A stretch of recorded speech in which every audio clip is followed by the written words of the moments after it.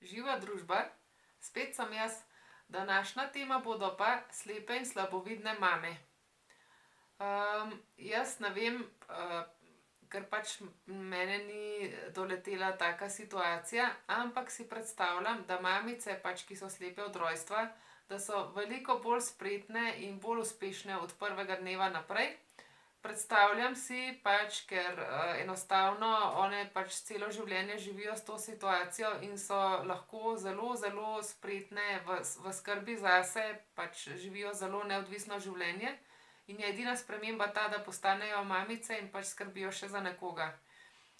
No, jaz imam pa majčkeno drugačno situacijo. Jaz sem pa pač vid izgubila tekom življenja, tako da pač se jaz privajam na drugačno življenje. Jaz sama se učim početi stvari sama zase, tako da mi manjka določenih spretnosti. Poleg tega pa ne vem, kako je s tem v Sloveniji, ampak vem, da v ZDA in v Kolumbiji, da imajo rehabilitacijske centre.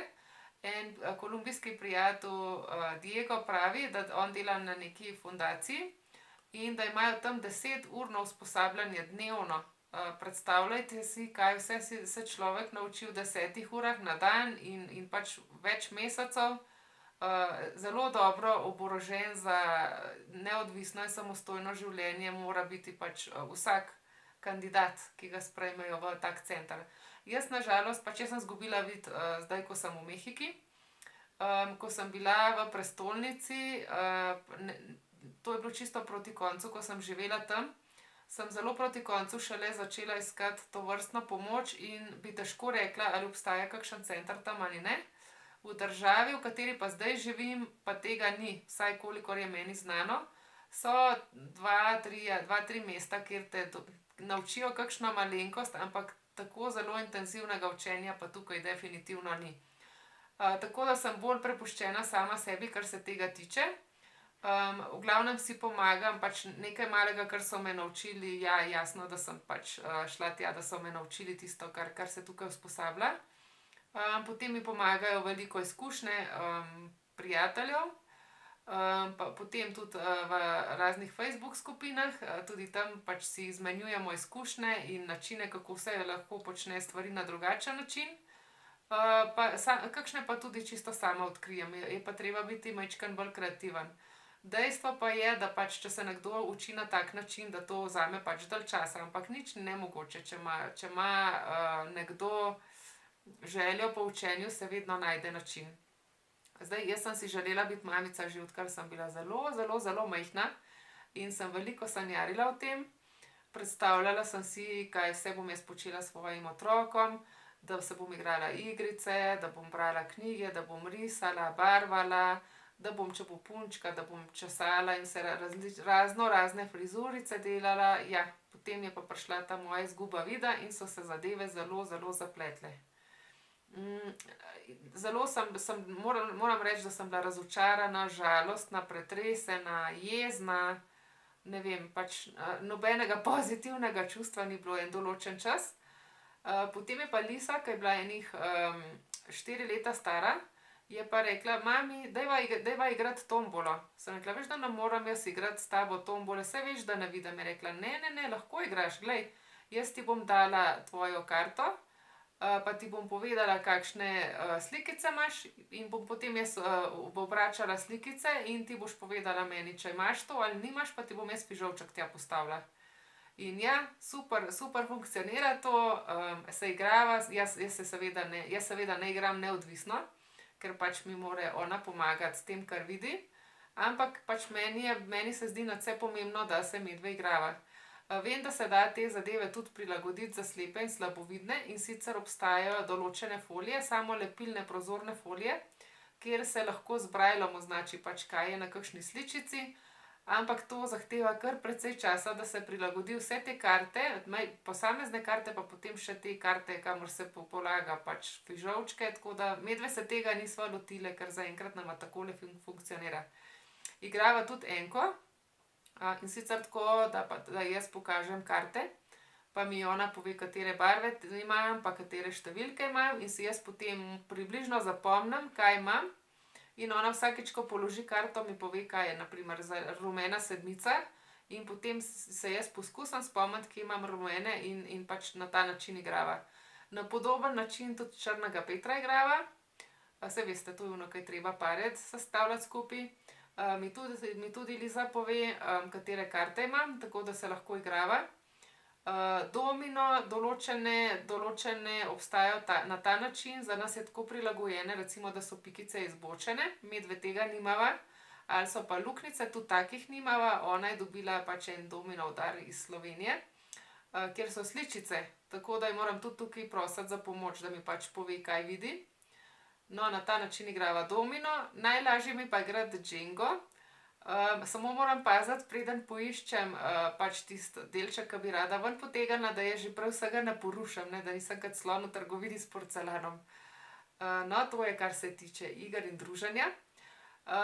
No, zagotovo ste kdaj dobili na svoj mail, ne, ali pa na WhatsApp, da mora biti mama, da je mama zdravnica, psihologinja, tovarišica, taksist, kuharica, prijateljica, vse živo. No, in jaz sem iz te stare šole in jaz si tudi želim vse to pač nuditi moji hčerki.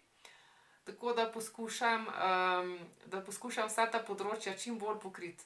Tako da ena zadeva, ki pač spada pač v del mojih obveznosti, ki jih z veseljem opravljam, je tudi skrbeti za perilo. Moram reči, da tukaj načeloma nimam kakšnih večjih težav, da pač lahko brez problema napolnim pralni stroj s perilom, dodam detergent, prižgem pralni stroj, potem, ko je zadeva oprana, pač jo obesim, perilo zložim ali pa tudi zlikam. Edina težava na to temo, ki jo imam, so pa madeži, ker pač je težko prati madeže, če jih ne vidiš. Tako da pač ponavadi prosim Diega za pomoč, lepo prosim, če pač ima kdo kakšno idejo, kako bi to lahko slepa ali slabovidna oseba počela, da nam jo napišete v komentar. Jaz nisem našla rešitve zaenkrat. No, potem jasno, da je tudi hranjenje, del materinstva. Jaz, preden sem bila mama ali pa, ne vem, mladih nog, jaz nisem bila nobena kuharica. Ni bilo to moje močno področje.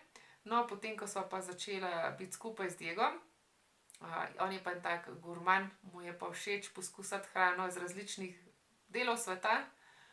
No, in pač ljubezen do njega me je motivirala, da sem začela pripravljati razne tipične slovenske jedi, ali pa tudi ne slovenske, ampak samo take, ki se jedo v Sloveniji. No, in ravno, ko sem začela malo uživati v kuhanju in sem pač malo izgubila strah pred kuhanjem, sem pa izgubila vid. Ampak zanimivo, da zdaj, ko pa resnično ne vidim, da sem pa najbolj motivirana v življenju skuhati. Kako se tega lotim? Zagotovim si dovolj časa, ker zdaj jaz ne morem pohiteti.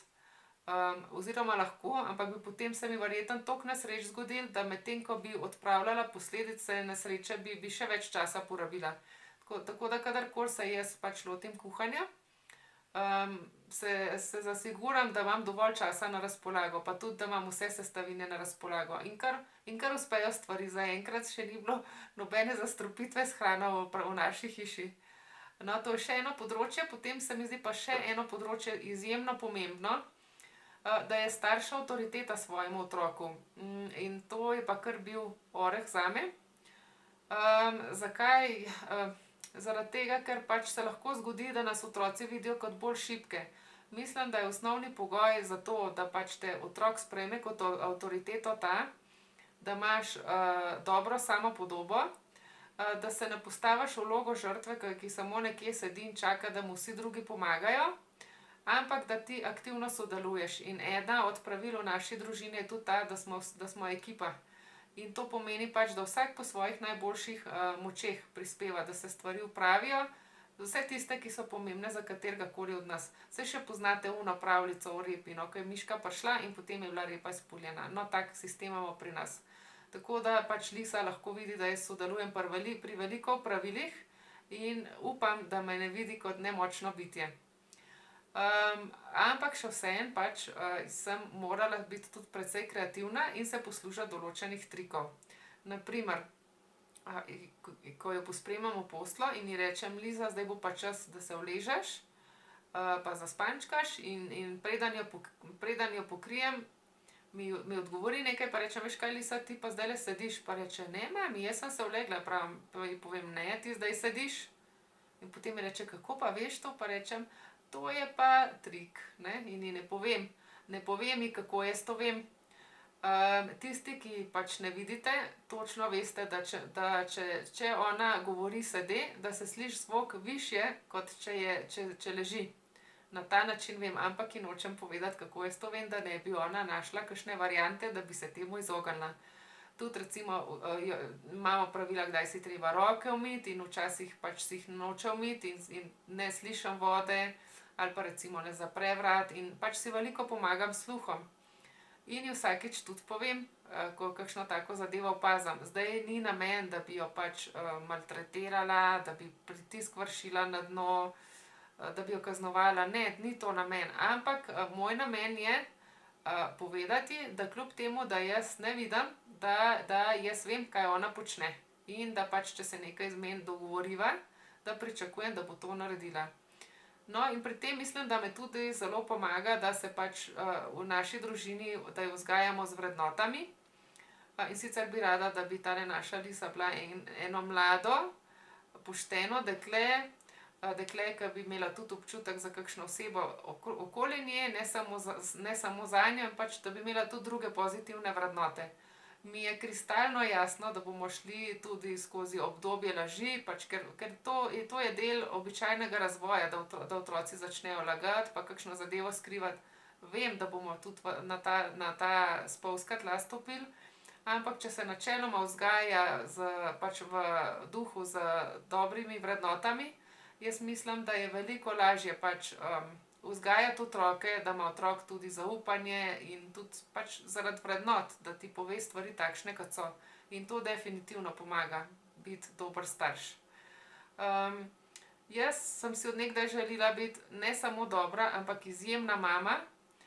In moram reči, da pač ta neskončna ljubezen do moje hčerke, neskončna želja biti res izjemna mama zanjo, ker jaz mislim in čutim, da pač ni njena krivda, da jaz ne morem videti, in da ni ona dolžna plačati cene za to, da sem jaz dolžna biti enako dobra, če ne boljša mama kot vse ostale. To mi da izjemno energijo za soočati se z vsemi težavami na poti.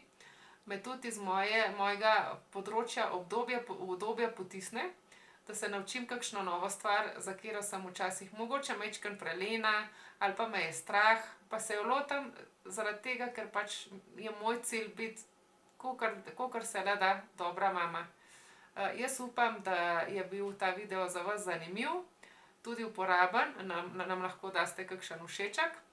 Jasno, da ga lahko delite s komerkoli želite, prek socialnih mrež, prek mailov po želji. In če želite pač videti še kakšen video na temo slepih in slabovidnih, se lahko tudi vpišete na naš kanal. Vidimo se tukaj naslednji četrtek. Adijo!